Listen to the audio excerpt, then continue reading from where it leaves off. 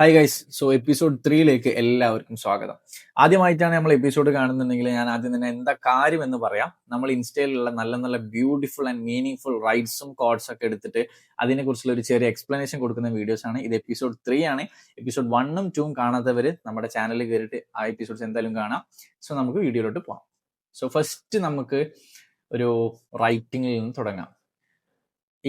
ഇത് അപ്ലോഡ് ചെയ്ത പേജിന്റെ പേര് ഭയങ്കര കോമഡി പേരാട്ടോ. ഞാൻ എടുത്തു പറയേണ്ട ഒരു കാര്യം, ചില പേജുകളൊക്കെ എന്താ പറയാ, അവരുടെ പേര് കേൾക്കുമ്പോ ഭയങ്കര കോമഡി ആയിട്ട് തോന്നും. ഈ പേജിന്റെ പേര് എന്താ അറിയോ? മണ്ടൻ ശംഭു ഒഫീഷ്യൽ. ലൈക്ക് ഒരു ഫൺ പേരാണ്, ഞാൻ കളിയാക്കിയതല്ല, പക്ഷെ ഒരു ഫൺ പേരാണ്. ആളുകൾക്ക് എന്താ പറയാ, ഒരു കൈൻഡ് ഓഫ് ഒരു ചിരി നൽകുന്ന പേരുകൾ തന്നെയാണ്. മണ്ടൻ ശംഭു ഒഫീഷ്യൽ. അപ്പൊ ഇതിലെ ഒരു വീഡിയോ എന്താന്ന് വെച്ച് കഴിഞ്ഞാല്, അതിന്റെ ഫസ്റ്റ് ലൈൻ മിസ്സായി പോയി. ഫസ്റ്റ് ലൈൻ ഇപ്പൊ വരും. ഫസ്റ്റ് ലൈൻ ഇപ്പൊ വരും. ഒരു ഫിലിമിൽ ഒരു ക്ലിപ്പ് ഇങ്ങനെ കാണിച്ചിട്ടാണ്. മമിത ബൈജു പിന്നെ നമ്മുടെ പ്രദീപ് ഉത്തമനുള്ള ഒരു വീഡിയോ ആണ്. ഫസ്റ്റ് ലൈൻ എന്താ അറിയോ? എന്താ ഫസ്റ്റ് ലൈൻ വരാത്തത്? ഓക്കെ. ഒരാളെ ആത്മാർത്ഥമായി സ്നേഹിച്ചിട്ട് അവസാനം എന്ത് കിട്ടി? മനസ്സ് നിറയെ വേദനകളും മറക്കാൻ കഴിയാത്ത ഒരുപാട് ഓർമ്മകളും കിട്ടി. അത്രമേൽ സ്നേഹിച്ച ആളുകൾ നമ്മളെ വിട്ടുപോകുമ്പോൾ, നമ്മളെ ഒഴിവാക്കി പോകുമ്പോൾ നമുക്ക് കിട്ടുന്ന കുറച്ച് കാര്യങ്ങളാണ്. മനസ്സ് നിറയെ ഒരുപാട് വേദനകളും അവരോടൊപ്പമുള്ള ഒരുപാട് നല്ല ഓർമ്മകളും നമുക്ക് കിട്ടും. റിലേറ്റ് ചെയ്യാൻ പറ്റും. ബ്രേക്കപ്പ് ഒക്കെ കിട്ടി നിൽക്കുന്ന ആളുകൾക്ക് തീർച്ചയായും കണക്ട് ചെയ്യാൻ പറ്റുന്ന കാര്യമാണ്. ബ്രേക്കപ്പ് എന്ന് പറഞ്ഞാൽ, ലൈക്ക് ഞാൻ പറയട്ടെ, റിലേഷൻഷിപ്പ് ബ്രേക്ക് ആയ ആളുകൾക്ക് മാത്രമല്ല, നല്ല നല്ല സൗഹൃദങ്ങൾ ബ്രേക്ക് ആയ ആളുകൾക്കും ഇത് കണക്ട് ചെയ്യാൻ പറ്റും. കാരണം നമുക്ക് അത്രയും ഡീപ്പായിട്ട് കണക്ട് ചെയ്ത, അല്ലെങ്കിൽ നമുക്ക് അത്രയും വാല്യുബിൾ ആയിട്ട് കണക്ട് ചെയ്ത ഒരു സൗഹൃദം നമ്മുടെ ലൈഫിൽ നിന്ന് നഷ്ടപ്പെട്ടു പോകുമ്പോൾ നമുക്ക് ഒരുപാട് വേദന തരും ആ ഒരു സൗഹൃദം നഷ്ടപ്പെട്ടു പോയതിൽ. അതുപോലെ തന്നെ അവരുമായിട്ട് നമുക്ക് ഒരുപാട് നല്ല ഓർമ്മകളും ഉണ്ടാവും.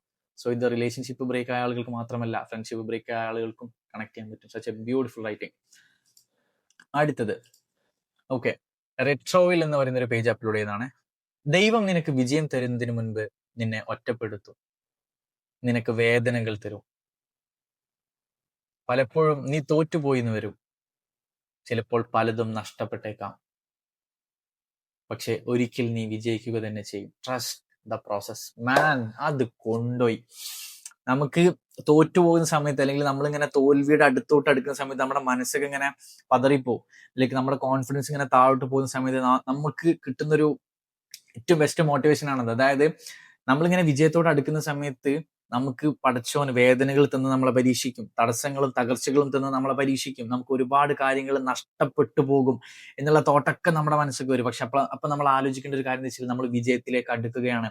ആ ഒരു പ്രോസസ്സിൽ അത്രയും വിശ്വസിക്കുക. And first of all, believe in yourself. നമ്മളെ ഏറ്റവും കൂടുതൽ വിശ്വസിക്കേണ്ടത് നമ്മളിലാണ്. Believe in ourself. നമ്മളെ വിശ്വസിച്ചുകൊണ്ടേ ഇരിക്കാം. ആൻഡ് അതിനോടൊപ്പം നമ്മൾ ചെയ്യുന്ന കാര്യങ്ങളിൽ സത്യമുണ്ട്. ആ ഒരു കാര്യത്തിൽ ഞാൻ 100% ഡെഡിക്കേറ്റഡ് ആയിട്ടാണ് നിൽക്കുന്നത്. ആ ഒരു കാര്യം സത്യസന്ധമായിട്ടാണ് ഞാൻ മുന്നോട്ട് കൊണ്ടുപോകുന്നത്. അത് വിജയത്തിൽ എത്തുക തന്നെ ചെയ്യും. Trust the process. വളരെ അടിപൊളി ഒരു കോട്ട കേട്ടോ. നമുക്കിങ്ങനെ എന്താ പറയാ, കോൺഫിഡൻസ് ഒക്കെ നഷ്ടപ്പെട്ടു പോകുന്ന സമയത്ത് ഇങ്ങനത്തെ ഒരു റീല് കാണുന്ന സമയത്ത് നമുക്കിങ്ങനെ കേറി വരും ഒരു പ്രതീക്ഷ. ഹോപ്പ് എന്നൊരു വേർഡിന് ഒരുപാട് ആളുകളുടെ ലൈഫ് തന്നെ മാറ്റാൻ പറ്റുന്ന ഒരു പവർ ഉണ്ട്. അതിന്റെ അടിപൊളി ഒരു കോട്ടാണ്. കോട്ടെന്ന് പറയാൻ പറ്റില്ല, ലൈക്ക് കോട്ട തന്നെ. ട്രസ്റ്റ് ദ പ്രോസസ് എന്നുള്ള ഒരു കോട്ടാണ്. അതിനെ എക്സ്പ്ലെയിൻ ചെയ്തിട്ടുള്ള ഒരു വീഡിയോ ആണ് അവർ ചെയ്തത്. ഓക്കെ, അടുത്തത് ഭ്രാന്തന്റെ ലോകം. അതാണ് പേജിന്റെ പേര്. ഓക്കെ, എന്താ അപ്ലോഡ് ചെയ്ത് നോക്കാം. വീഡിയോ എന്താ അറിയോ? ഒറ്റയ്ക്കിരിക്കുമ്പോൾ നഷ്ടപ്പെട്ടവരെ കുറിച്ച് ഓർത്തിട്ടുണ്ടോ? ഒരിക്കൽ കൂടി അവരെ സ്നേഹിക്കണം എന്ന് തോന്നിയിട്ടുണ്ടോ? സ്വന്തമാക്കാൻ പറ്റാത്തതിൽ സങ്കടപ്പെട്ടിട്ടുണ്ടോ? എങ്കിൽ അതാണ് പ്രണയം. സംഭവം അടിപൊളിയാണ്. പക്ഷെ അത് മാത്രമല്ല പ്രണയം. ഞാൻ ഒരിക്കലും അത് മാത്രമാണ് പ്രണയം എന്ന് പറയില്ല. ഇതിൽ എങ്കിൽ അതാണ് പ്രണയം എന്നാ പറഞ്ഞത്. അത് മാത്രമല്ല പ്രണയം, പക്ഷെ അതും പ്രണയത്തിൽ വരുന്ന കുറച്ച് കാര്യങ്ങൾ തന്നെയാണ്. ഒറ്റയ്ക്ക് ഇരിക്കുമ്പോൾ നഷ്ടപ്പെട്ടവരെ കുറിച്ച് ഓർത്തിട്ടുണ്ടെങ്കിൽ നമ്മൾ അവരുടെ പ്രസൻസ് മിസ് ചെയ്യുന്നുണ്ട്. ഒരാളുടെ ആബ്സെൻസിൽ അവരുടെ പ്രസൻസ് നമ്മൾ മിസ് ചെയ്യുന്നുണ്ടെങ്കിൽ നമ്മുടെ ഉള്ളിൽ അവരായിട്ട് എന്തോ ഒരു കണക്ഷൻ ഉണ്ട്. നമ്മൾ അവരെ കാണുന്ന രീതി വളരെ അറ്റാച്ച്ഡ് ആണ്. രണ്ടാമത്തത്, ഒരിക്കൽ കൂടി അവരെ സ്നേഹിക്കണം എന്ന് തോന്നിയിട്ടുണ്ടോ? അതെനിക്ക് തോന്നുന്നില്ല. അത് ലൈക്ക് എൻ്റെ ഒരു പോയിന്റ് ഓഫ് വ്യൂ അത് ഞാൻ ഒരിക്കലും കറക്റ്റ് ആണെന്ന് വിശ്വസിക്കുന്നില്ല. ബിക്കോസ് നമ്മൾ അത്രയും സ്നേഹിച്ച ഒരാളെ നമുക്ക് വീണ്ടും അവരെ സ്നേഹിക്കണമെന്ന് തോന്നുമോ? കാരണം നമ്മൾ ഓൾറെഡി അവരെ സ്നേഹത്തിലാണ്. നഷ്ടപ്പെട്ടു പോയാലും ആ ഒരു സ്നേഹം നമ്മുടെ ഉള്ളിൻ്റെ ഉള്ളിൽ എവിടെയെങ്കിലൊക്കെ ഉണ്ടാവും, റൈറ്റ്? നമ്മളിങ്ങനെ മറന്ന് എന്നൊക്കെ വിചാരിക്കുന്നുണ്ടെങ്കിലും ആ ഒരു കാര്യത്തെക്കുറിച്ച് കൂടുതൽ ആലോചിക്കുമ്പോൾ ഇഷ്ടത്തിന്റെ എന്തോ ഒരു കാര്യം ഇപ്പോൾ എവിടെയെങ്കിലൊക്കെ ബാക്കിയുണ്ടാവും. നമ്മൾ അത്രയും ആത്മാർത്ഥമായിട്ടാണ് സ്നേഹിച്ചതെങ്കിൽ. സ്വന്തമാക്കാൻ പറ്റാത്തതിൽ സങ്കടപ്പെട്ടിട്ടുണ്ടോ? അത് തീർച്ചയായും അങ്ങനത്തെ കാര്യങ്ങൾ കണക്ട് ചെയ്യാൻ പറ്റും. സ്വന്തമാക്കാൻ പറ്റാതെ പോയതിൽ എല്ലാ ഒരു എന്താ പറയാ ആളുകൾക്കും, ഐ മീൻ റിലേഷൻഷിപ്പിൽ സ്വന്തമാക്കാൻ പറ്റാത്ത ആളുകൾക്കെല്ലാം കണക്ട് ചെയ്യാൻ പറ്റുന്ന ഒരു ലൈൻ തന്നെയാണത്. അടുത്തത്, എഴുത്തിലെ പ്രണയം ആൻഡ് സ്വപ്നങ്ങൾ വിൽക്കുന്നവൻ. സ്വപ്നങ്ങൾ വിൽക്കുന്നവൻ, എന്തായാലും പേജിന്റെ പേര്. അപ്പൊ ഈ 2 പേജും കൊളാബ് ചെയ്തിട്ടത് ഒരു ബുക്കിലെ റൈറ്റിംഗ് ആണ്. നേടാൻ കഴിയാതെ പോയ കുറെ നഷ്ടങ്ങൾക്കിടയിൽ ഞാൻ ഏറെ വേദനിക്കുന്നത് നിന്നെ നഷ്ടപ്പെട്ടപ്പോഴാണ്. കുറ്റം ആരുടെ ഭാഗത്തായാലും നഷ്ടം എനിക്ക് മാത്രമാണ്. കാരണം സ്നേഹിച്ചത് ഒരു പക്ഷേ ഞാൻ മാത്രമായതുകൊണ്ടാവും. എന്റെ മോനെ കൊള്ളാട്ടോ. അതായത് ഒരാളുടെ ലൈഫിൽ അയാൾക്ക് മിസ്സായി പോയ, നഷ്ടപ്പെട്ടു പോയ ഒരുപാട് കാര്യങ്ങളിൽ അയാൾക്ക് ഏറ്റവും വലിയ നഷ്ടം എന്ന് തോന്നുന്നത് ആ ഒരു വ്യക്തിയെ നഷ്ടപ്പെട്ടപ്പോഴാണ്. നേടാൻ കഴിയുമെന്ന് വിശ്വസിച്ചിട്ടും നഷ്ടപ്പെട്ടു പോയ കുറെ കാര്യങ്ങളിൽ ആ ഒരു വ്യക്തിയെ മിസ്സായത് വലിയൊരു നഷ്ടമായിട്ടാണ് കാണുന്നത്. അതുപോലെ എടുത്തു പറയുന്നുണ്ട്, കുറ്റം ആരുടെ ഭാഗത്തായാലും നഷ്ടം എനിക്ക് മാത്രമാണ്. അത് കിട്ടാണ്ട് പോയത് ആരുടെ തെറ്റാണെങ്കിലും കുറ്റമാണെങ്കിലും അതിൽ നഷ്ടം സംഭവിച്ചത് അയാൾക്ക് മാത്രമാണെന്നാണ് പറയുന്നത്. അവസാനം പറയുന്നത് അയാൾ മാത്രം സ്നേഹിച്ചു എന്നുള്ളൊരു പോയിന്റ് ഓഫ് വ്യൂ എന്നാണ്. അതായത് കാരണം സ്നേഹിച്ചത് ഒരുപക്ഷെ ഞാൻ മാത്രമായത് കൊണ്ടാവും. അപ്പുറത്തുള്ള ആളും സ്നേഹിച്ചിട്ടുണ്ടെങ്കിൽ മേ ബി അവർ ഒന്നിക്കാം, അല്ലെങ്കിൽ ഒന്നിക്കുമായിരുന്നു എന്നൊരു മീനിങ്ങിലാകാം ചിലപ്പോൾ ആ ഒരു എഴുത്ത്. പക്ഷെ ബൈ ദ വേ നല്ലൊരു റൈറ്റിംഗ് ആണ്, കണക്ട് ചെയ്യാൻ പറ്റും. അടുത്തത് ഡെലേന അസ് എന്ന് പറയുന്ന ഒരു പേജിൽ നിന്ന്, sometimes you just have to walk away from the things you love most.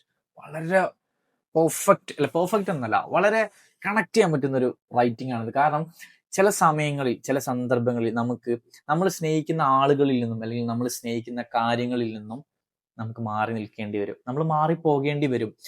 അത് ലൈഫിലെ ഒരു ഹാർഡസ്റ്റ് പാർട്ടാണ്. നമ്മൾ അത്രയും സ്നേഹിക്കുന്ന വ്യക്തികളുടെ ജീവിതത്തിൽ നിന്ന് ചിലപ്പോൾ നമുക്ക് മാറിക്കൊടുക്കേണ്ടി വരും. നമ്മൾ അത്രയും ഇഷ്ടപ്പെടുന്ന ചില സമയങ്ങളിൽ, ചില സാഹചര്യങ്ങളിൽ, ചില സ്ഥലങ്ങളിൽ നിന്നും നമുക്ക് മാറി നിൽക്കേണ്ടി വരും. അത് ഭയങ്കര പെയിൻഫുൾ ആണ്, പക്ഷെ അത് റിയാലിറ്റി ആണ്.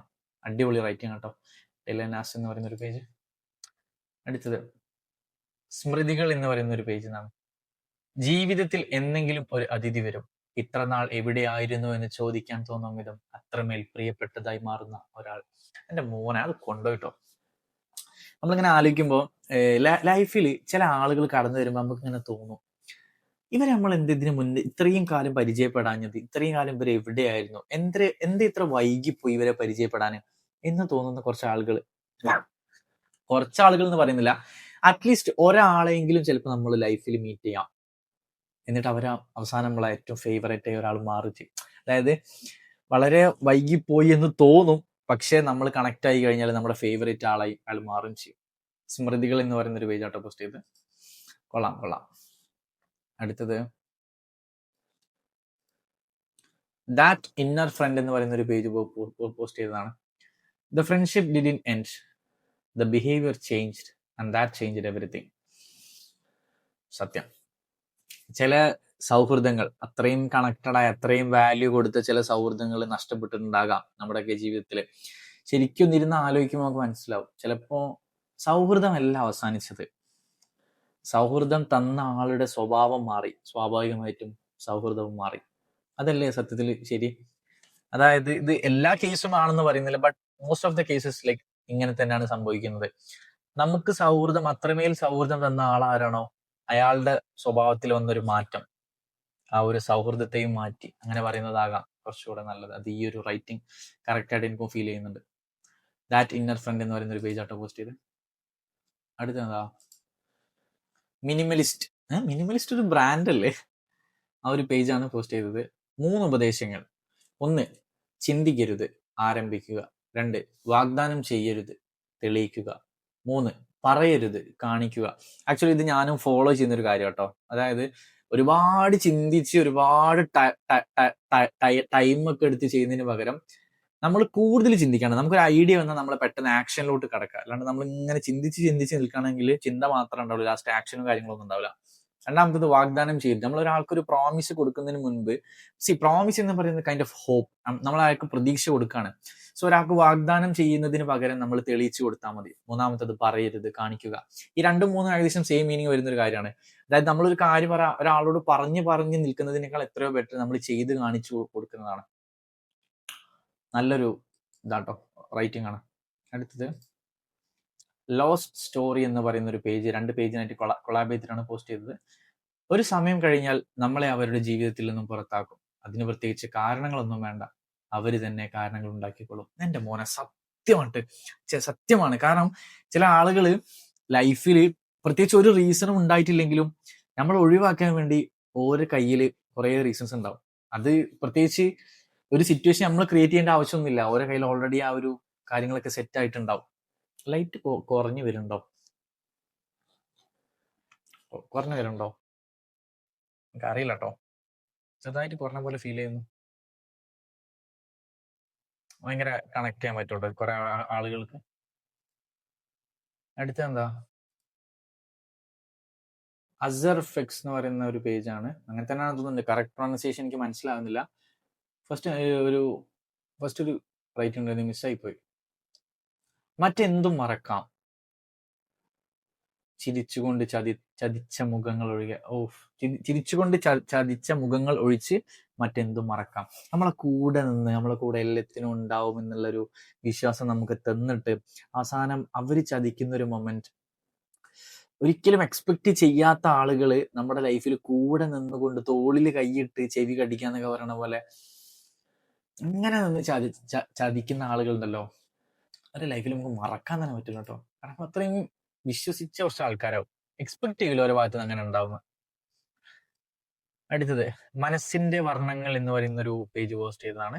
വേറൊരു പേജിനായിട്ട് കൊളാബ് ചെയ്തിട്ടുണ്ട്, ലോസ്റ്റ് ഓഫ് സോൾ എന്ന് പറഞ്ഞ്. ഇനിയും എത്ര നാൾ ഇങ്ങനെ മുന്നോട്ട് പോകുമെന്നറിയില്ല, പരമാവധി പിടിച്ചു നിൽക്കുന്നുണ്ട്, ജീവനുണ്ടെന്നേ ഉള്ളൂ, മനസ്സ് മരിച്ചിട്ട് നാളുകളായി. അത്രയും വേദനിക്കുന്ന മനസ്സുകൾ എഴുതുന്ന ഒരു കാര്യമാണത്. ആ ഒരു സ്റ്റേജിൽ നിൽക്കുന്ന ആൾ അത്രയും പെയിൻഫുൾ ആയ ഒരു സിറ്റുവേഷനിലൂടെ അവർ കടന്നു പോവുക. കാരണം അവർ പറയുന്നുണ്ട് ഇനിയും എത്ര നാൾ ഇങ്ങനെ മുന്നോട്ട് പോകുമെന്നറിയില്ല, പരമാവധി അയാൾ പിടിച്ചു നിൽക്കുന്നുണ്ട്, ജീവനുണ്ടെന്നേ ഉള്ളൂ, മനസ്സ് മരിച്ചിട്ടുണ്ട്. അത്രയും പെയിൻഫുൾ മൊമെന്റ് എന്ന് എഴുതുന്ന ഒരു വരികളാട്ടോ. അങ്ങനത്തെ സിറ്റുവേഷനിൽ നിൽക്കുന്ന ആളുകൾക്കൊക്കെ ഇത് കാണുമ്പോൾ തന്നെ കണ്ണു നിറയും. അത്രയും കണക്ട് ചെയ്യാൻ പറ്റുന്ന റൈറ്റിംഗ്സ് ആണ്.